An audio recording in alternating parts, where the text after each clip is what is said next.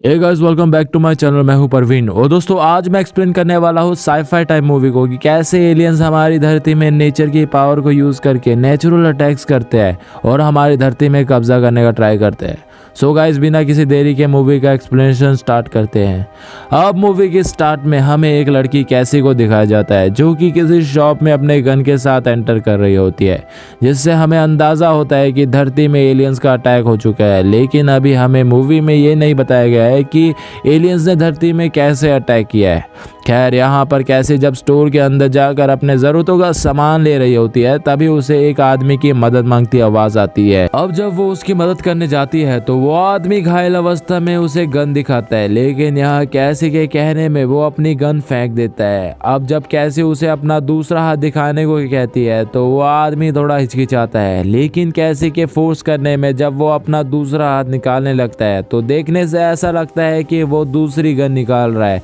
जिसके एक्शन में कैसी उस पर शूट कर देती है। लेकिन वो चमक दरअसल उसके गले की लॉकेट की होती है और कैसी को बहुत अफसोस होता है और हमें उसका फ्लैशबैक दिखाया जाता है, जिसमें हमें कैसी को अपने घर में दिखाया जाता है जो कि अपने घर में बैठ के न्यूज़ देख रही होती है। और हमें न्यूज़ से पता चलता है कि उनके सिटी में एक बहुत बड़ा यूएफओ शिप आया है जो कि कुछ दिनों तक वही रहता है और लोगों ने उस शिप को द अदर्स नाम से बुलाना शुरू कर दिया था। अब हमें कैसी को उसके स्कूल में दिखाया जाता है और उनके क्लास के दौरान उनकी क्लास की बिजली चली जाती है और अचानक से कैसी का फ़ोन भी ऑफ हो जाता है और यहाँ पर सभी को ये नॉर्मल लग रहा होता है। लेकिन तभी बाहर से हमें दिखाया जाता है कि पूरी सिटी की बिजली चली गई है और साथ ही में कार और एयरप्लेन्स भी एकदम से चलना बंद हो गए हैं, जिस कारण बाहर बहुत बड़ा धमाका होता है और सभी स्कूल के स्टूडेंट्स को अपने अपने पेरेंट्स के साथ घर भेज दिया जाता है। अब धरती में एकदम से इलेक्ट्रिसिटी का कट ऑफ हो जाने के कारण सारी धरती से इलेक्ट्रॉनिक चीज़ चलनी बंद हो गई थी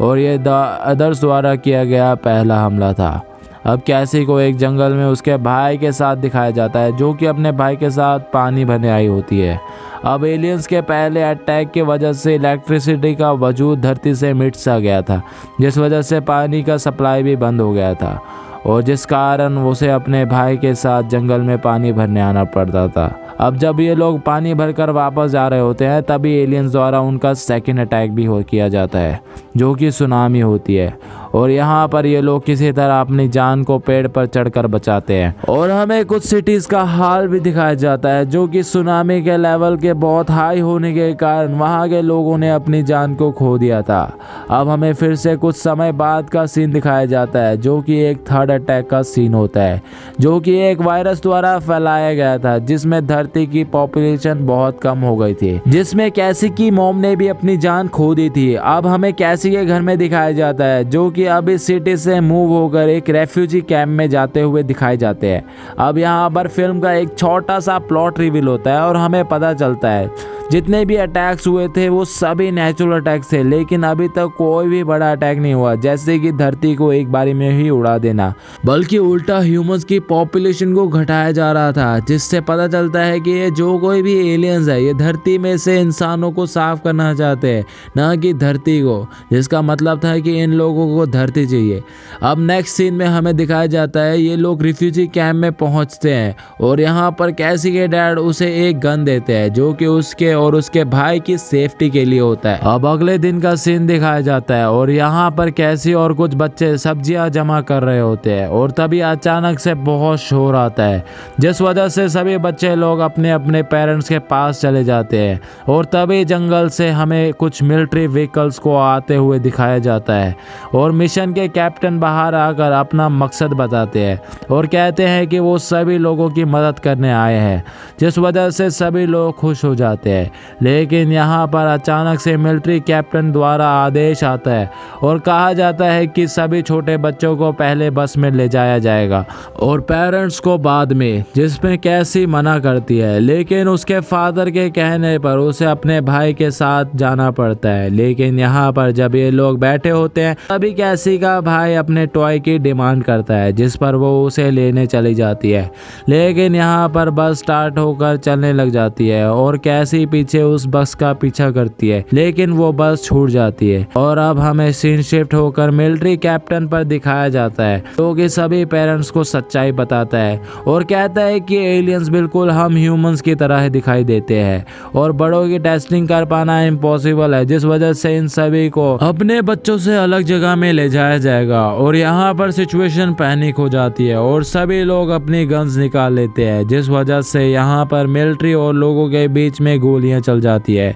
जिसमें सभी आम आदमी मारे जाते हैं। और जब कैसी यहाँ पर आती है तो उस फायरिंग में उसके डैड भी मारे जाते हैं। अब सीन शिफ्ट होकर दिखाया जाता है कि सभी बच्चों को मिलिट्री वालों ने नंबर्स दे दिए हैं और उन्हें बारी बारी अंदर ले जाया जा रहा है। और कैसी का एक स्कूल फ्रेंड भी यहाँ पर होता है, जिसका नाम बैन पैरिश होता है, जिसने अपनी बहन मॉम और डैड को खो दिया था। यहाँ पर मिलिट्री की एक लेडी उसके बॉडी में चिप ट्रैकर इम्प्लांट कर देती है और बैन को एलियन दिखाती है, लेकिन सामने सिर्फ एक नॉर्मल सा बच्चा होता है। और जब उसे गॉगल्स पहनाए जाते हैं तो उसके सामने उस बच्चे के दिमाग में एक एलियन होता है, जो कि उसे कंट्रोल कर रहा होता है, लेकिन वो बटन को प्रेस कर कर उसे वहीं खत्म कर देता है। अब सीन शिफ्ट होकर कैसी पे दिखाया जाता है, जो कि जंगल के रास्ते से होते हुए अपने भाई की तरफ बढ़ रही होती है। अब हमें फिल्म का फर्स्ट वाला इंसिडेंट दिखाया जाता है, जब कैसी ने एक बेकसूर आदमी को मार दिया था। अब कैसी वहां से बाहर निकलकर रोड से गुजर रही होती है, तभी उस पर कोई स्नाइपर फायरिंग कर देता है,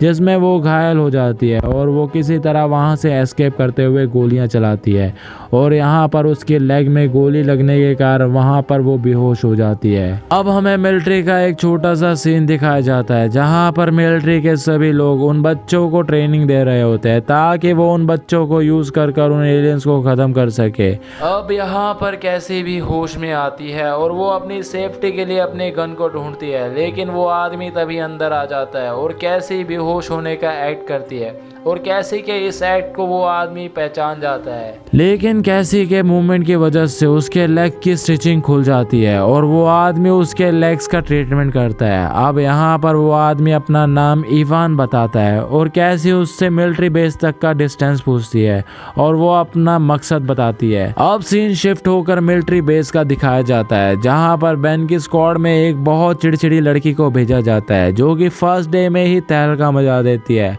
जैसे कि वो उस स्क्वाड की लीडर हो। अब यहाँ पर कैसी इवान के घर में ऐसे ही सामान को देख रही होती है, तभी उसे उसकी गन फ्लोर के नीचे मिलती है, जिससे वो इवान से बचकर भागने लगती है, लेकिन तभी वो एक साउंड ट्रैप में फंसकर नॉइस क्रिएट कर देती है। लेकिन तभी इवान आकर उसके मुंह को कवर कर देता है, क्योंकि जंगल में बहुत से एलियन स्नाइपर फैले हुए थे और उनके सामने से एक आदमी गुजरता भी है। अब ये लोग घर पहुंचकर इस मैटर के बारे में डिस्कस करते हैं, लेकिन इवान बताता है कि उसने उसकी गन इसलिए छुपाई थी क्योंकि उसे लगा था कि कैसी भी उन लोगों में से एक है। अब यहाँ पर इवान कैसी के भाई की मदद करने का इरादा बनाता है और अगली सुबह ये दोनों लोग एक साथ मिलिट्री बेस के लिए निकल पड़ते हैं। अब हमें नेक्स्ट सीन में दिखाया जाता है, मिलिट्री कैप्टन कॉर्नल डिसाइड करता है कि वो बैन की स्वॉर्ड को एलियन को ख़त्म करने के लिए जंग में भेजेगी, जिस पर वो रेडी भी हो जाते हैं। अब यहाँ पर हमें कैसी को दिखाया जाता है, जहाँ पर इवान और कैसी एक दूसरे को अपनी फीलिंग्स को जाहिर करते हुए दिखाई देते हैं और यहाँ पर कैसी और इवान दोनों ही इंटीमेट होते हैं।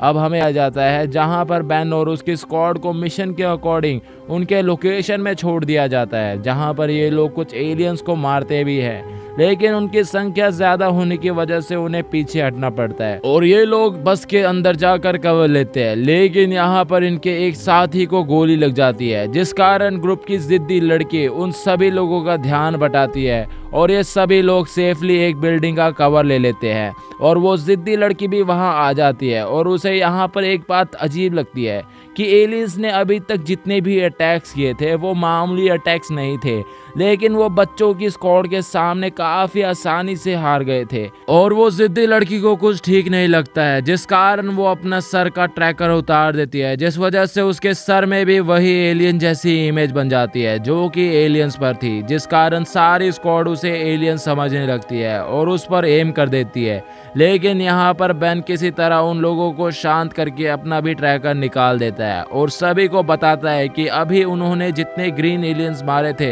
वो सभी ह्यूमंस थे और ये घिनौना काम कॉलोनल ने उन सब से करवाया था। यानी कि कॉलोनल भी उन एलियंस के साथ मिला हुआ है और सभी अपना ट्रैकर्स निकाल देते हैं। और बेन को याद आता है कि कैसी का भाई तो बेस में ही छूट गया है, जिस कारण वो उसे बचाने के लिए बेन वापस अपना ट्रैकर लगा लेता है और जिद्दी लड़के को अपने ऊपर गोली चलाने को कहता है ताकि वो बेस में जाकर वो कैसी के भाई को रेस्क्यू कर सके। अब सीन शिफ्ट होता है और हमें कैसी को दिखाया जाता है जो कि इवान के पास में ना होने पर वो उसे बाहर देखती है, लेकिन बाहर कुछ स्नाइपर्स इवान को घेर कर उसे लड़ने लगते हैं। लेकिन यहाँ पर वो अपने गजब के सुपर ह्यूमन पावर का यूज करके सभी लोगों को ठिकाने लगा देता है और इवान को ऐसे देखकर कैसी उसे गन पॉइंट में रखकर उसके बारे में पूछती है और इवान बताता है कि वो हाफ ह्यूमन और हाफ एलियन है। लेकिन कैसी को देखने के बाद वो उससे प्यार करने लग पड़ा, जिस कारण वो इंसानों के लिए लड़ने लगा था। और यहाँ पर इवान बताता है कि मिलिट्री को एलियन द्वारा कंट्रोल किया जा रहा है और वो बच्चों के फोर्स को ह्यूमन के खिलाफ यूज कर रहे हैं। लेकिन कैसी उसे वहीं पर छोड़कर वहां से चली जाती है।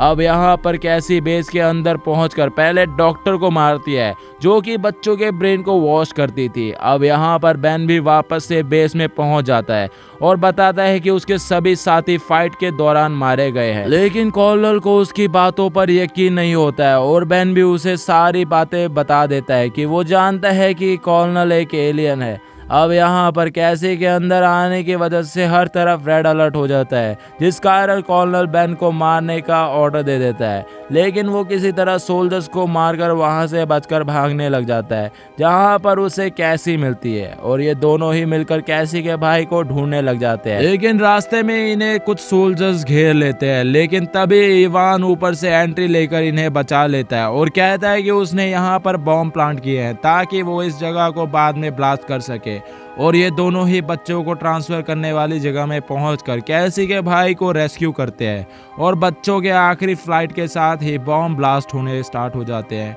और ये लोग किसी तरह जिद्दी लड़की की मदद से वहां से निकल जाते हैं और यहीं पर मूवी खत्म हो जाती है। सो वेल गाइज, अभी इस मूवी में हमें क्लियरली नहीं बताया गया है कि इसका सेकंड पार्ट कब आने वाला है, बट इस मूवी में जो लास्ट में जो ट्रेजेडी डाली है इससे लगता है कि इसका सेकंड पार्ट ज़रूर आएगा। सो वेल गाइज, देखते हैं क्या होता है। अगर आपको मेरी मूवी का एक्सप्लेनेशन पसंद आया सो गाइज आप इस चैनल को एक बार लाइक सब्सक्राइब ज़रूर कर दीजिएगा गाइज, क्योंकि मुझे जल्दी से इस चैनल को मोनेटाइज करना है और हम बहुत करीब हैं इस चैनल को मोनेटाइज करने में। आप सभी का प्यार हमारे ऊपर बनाए रखना guys. Thank you so much. Movie explorer signing out.